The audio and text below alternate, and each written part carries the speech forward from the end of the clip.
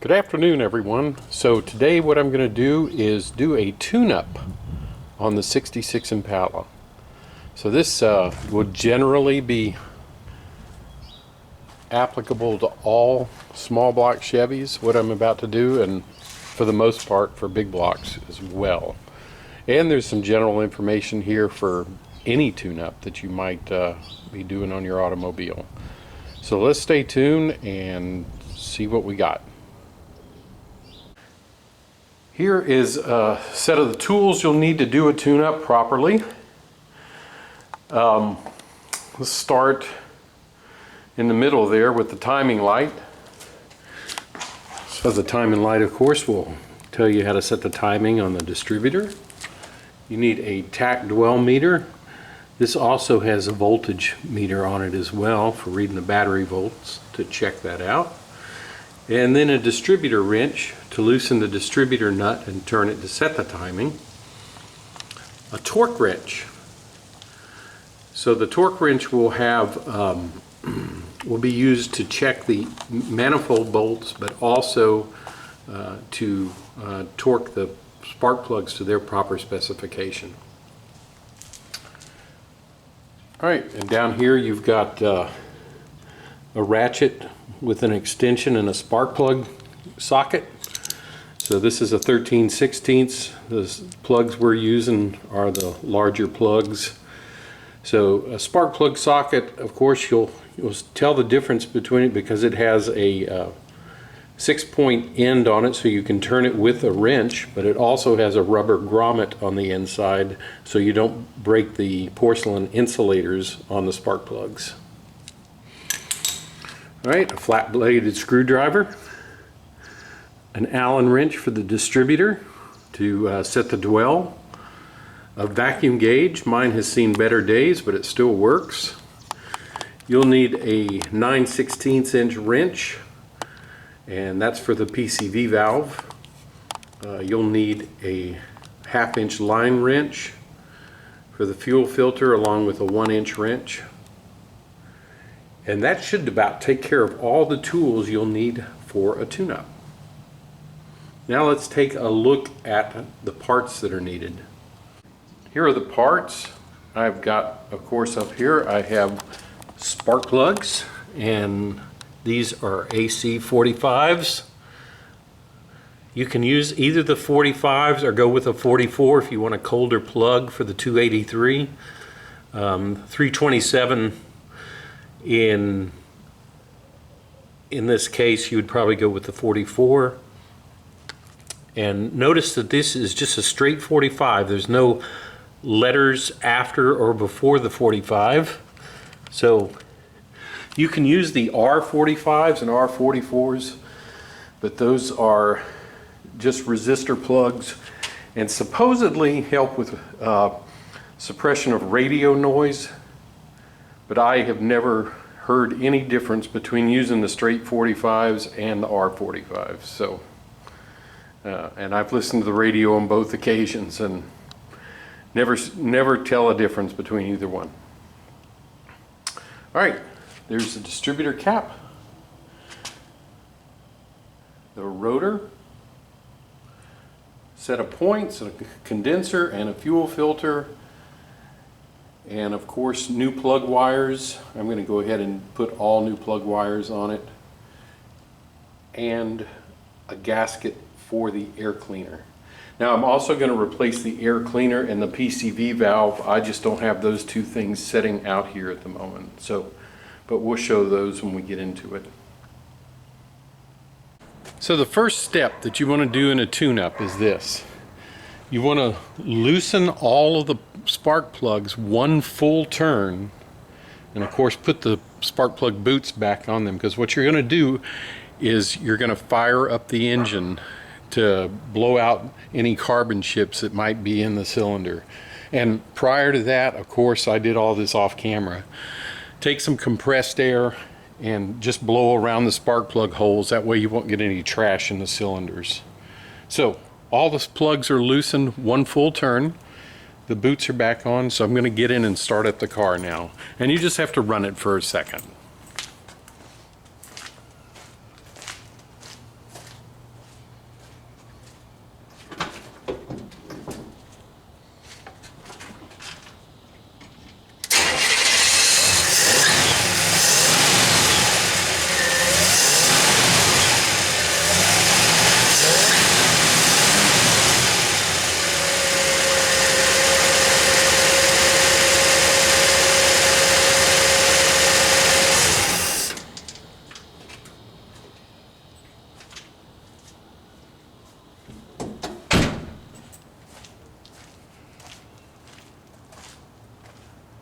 And that's it. So let's go on to the next step, which is pulling out all the plugs and doing a compression check.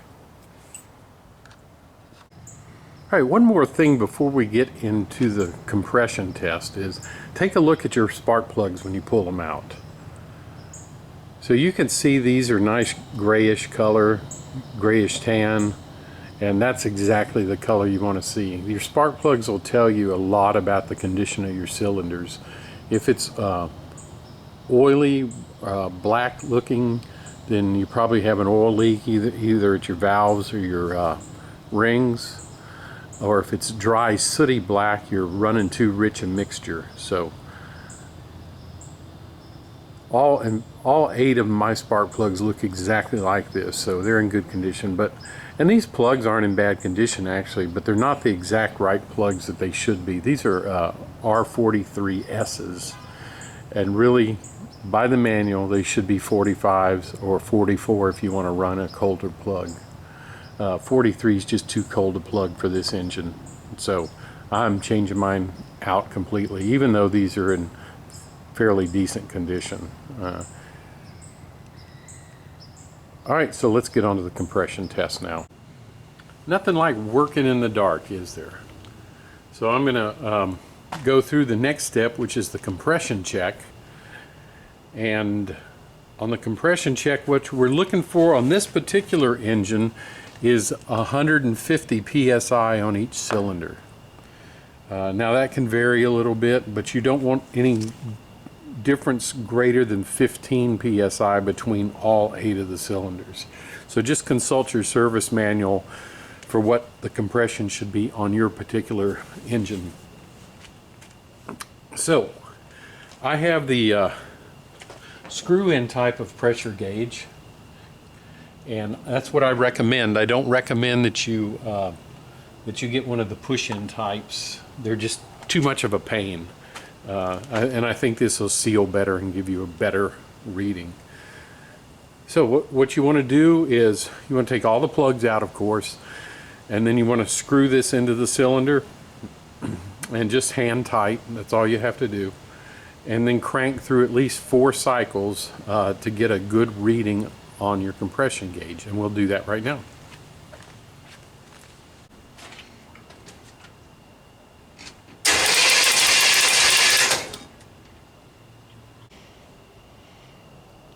Okay, so I thought I'd get a video of me doing the last one, which is cylinder number 1. I worked around and then back up, so it doesn't matter what order you do them in, as long as you write down the numbers for the correct cylinder. So this is left front is cylinder number 1. So I just finished number 3, so I'm going to release the air from the compression and then take off the quick release or quick disconnect, and then unscrew the hose out of number 3. And so when you get a compression set, you just find the nozzle that fits your spark plug holes. So I'm going to screw it in hole number 1.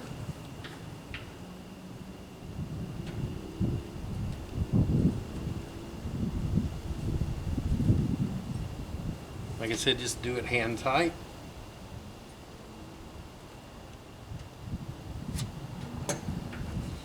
And then the quick disconnect, I just put it back on.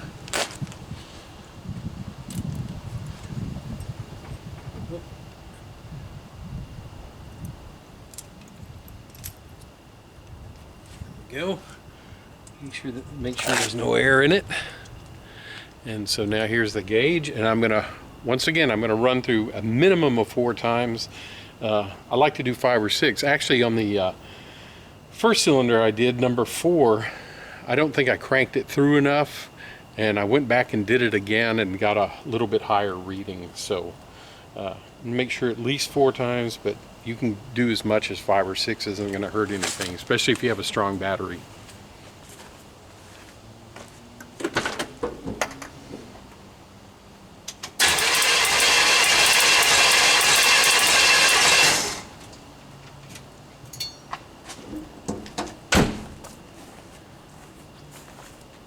Okay, now we've got the compression gauge and we get a good reading on it, and it's up to 163.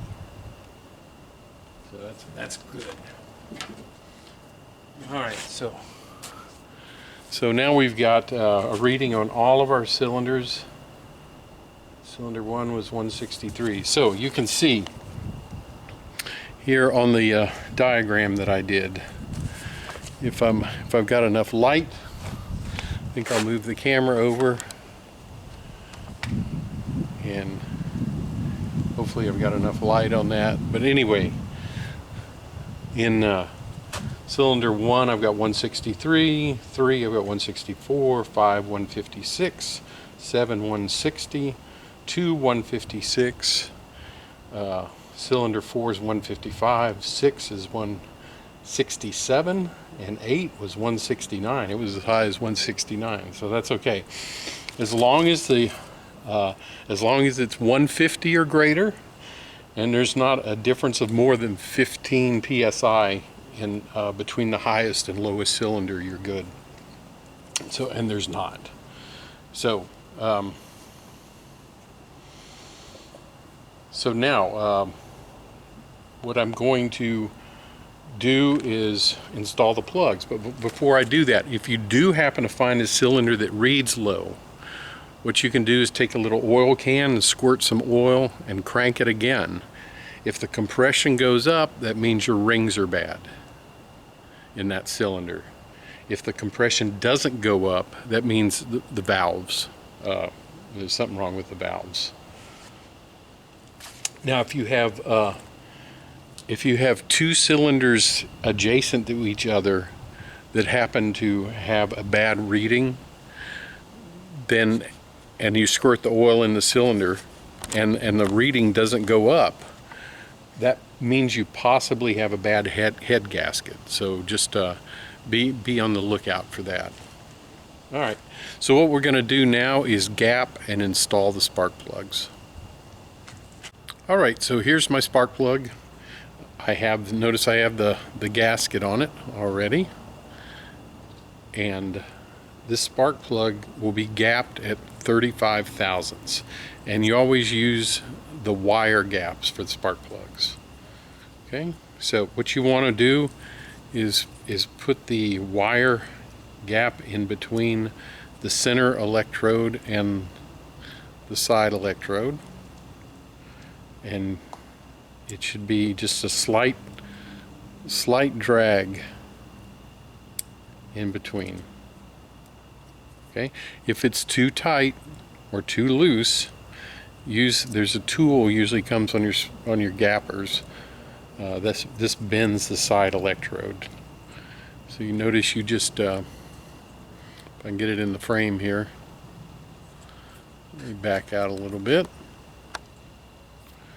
If you put this tool in the side electrode, you can pry it up or down, and that's what we want to do. So this one is gapped at 35, so we go on to the next one, and we're gonna gap all 8 of them first, and then we'll come back.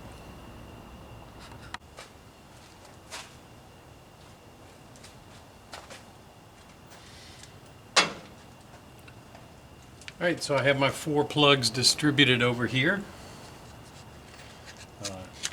Got the ones on the other side gapped. So just for fun, let's make sure that this one's right. And I'm going to go in here once again with my gap, wire gauge. And it's just slightly off. I kind of tap it instead of bending it. There.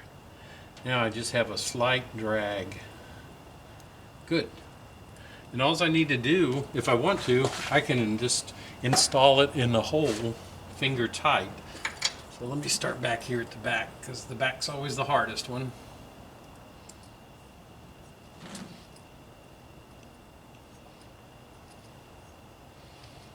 I like to kind of work from back to front.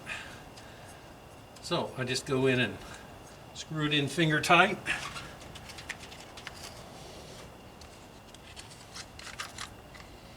And then I can continue on with the other three.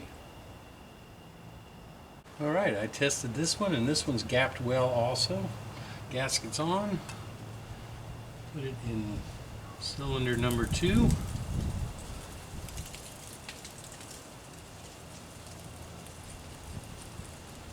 All right, now I've done the spark plugs on the left bank, so all I'm going to do after I finish putting this in is go back and torque them. So the spark plugs are torqued to 25 foot-pound.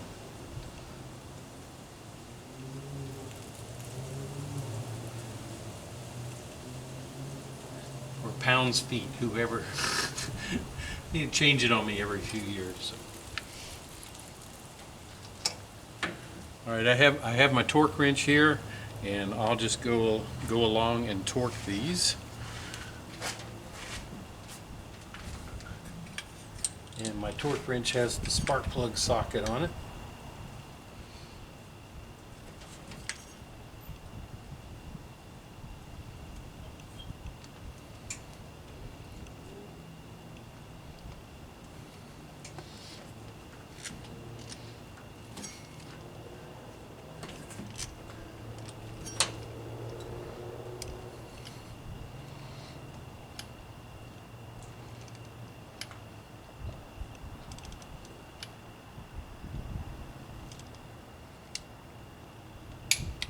There we go.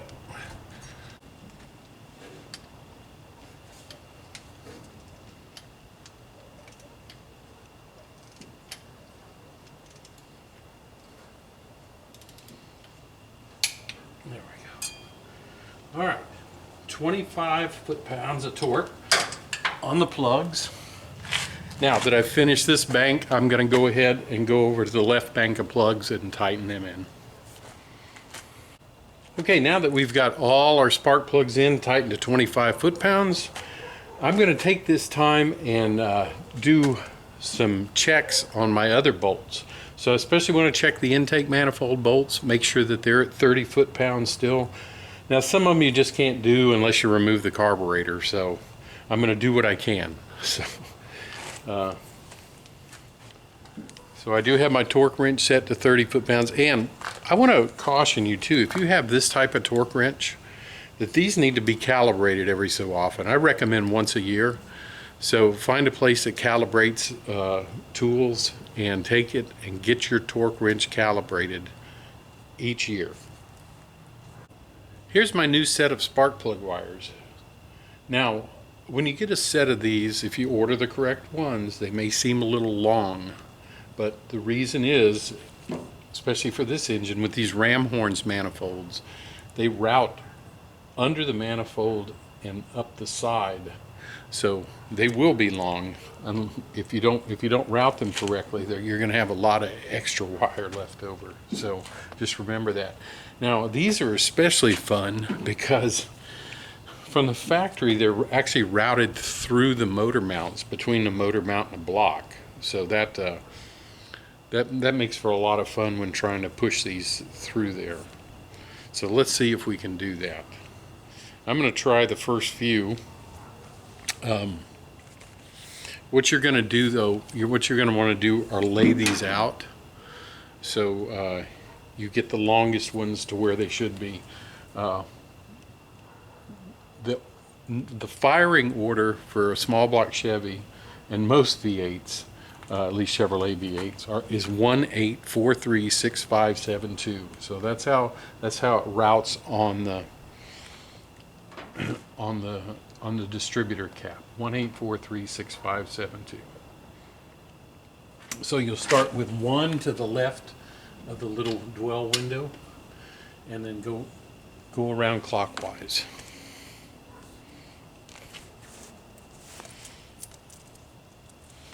So now I'm going to lay these wires out and make sure I have the right ones in the right positions first.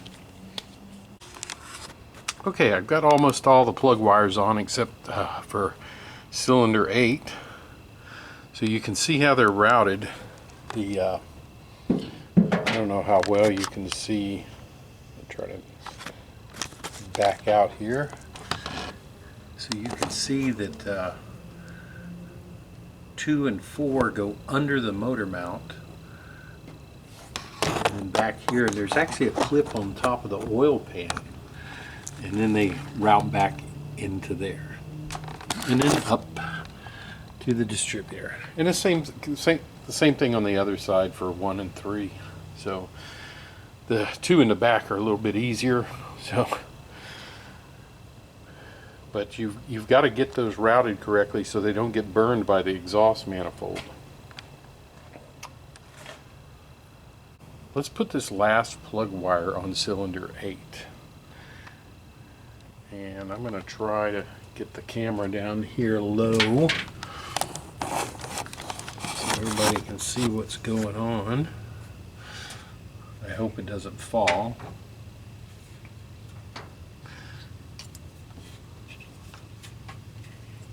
There's some dielectric grease that usually comes in with the spark plug wires, and use that if you have it. I used it on the other side, and then I misplaced it. It's just a little plastic tube kind of thing. But I think this just fit on pretty well. So it's no problem. They just kind of snap on the spark plugs, and you can kind of feel if you've got it all the way on. You can feel the end of the plug, and then it goes in the bracket right there, and then up into the second bracket, and then the distributor cap, where what I do is I pull the boot back so I can make sure that I've got the entire thing set down in there, and the entire brass part will push down in there if you work at it a little bit. There we go. See? Now I can push the boot all the way down. And you want to make sure the boot fully covers that post. There we go. And now we're going to put the cap on and then start her up. Okay, got the distributor cap on, checked all the wires. Should be in the correct order on this engine. 1 is this one, just after the window. 1, 8, 4, 3, 6, 5, 7, 2. So 2 is this one here, just above the window. So let's start her up and see what happens. Okay, so we started her up. Seems to be running smoothly. So since we got the plugs and the wires and all done, we can come back now and do the internals on the distributor, the condenser and the point, get those set, and the carburetor. And that'll be part 2.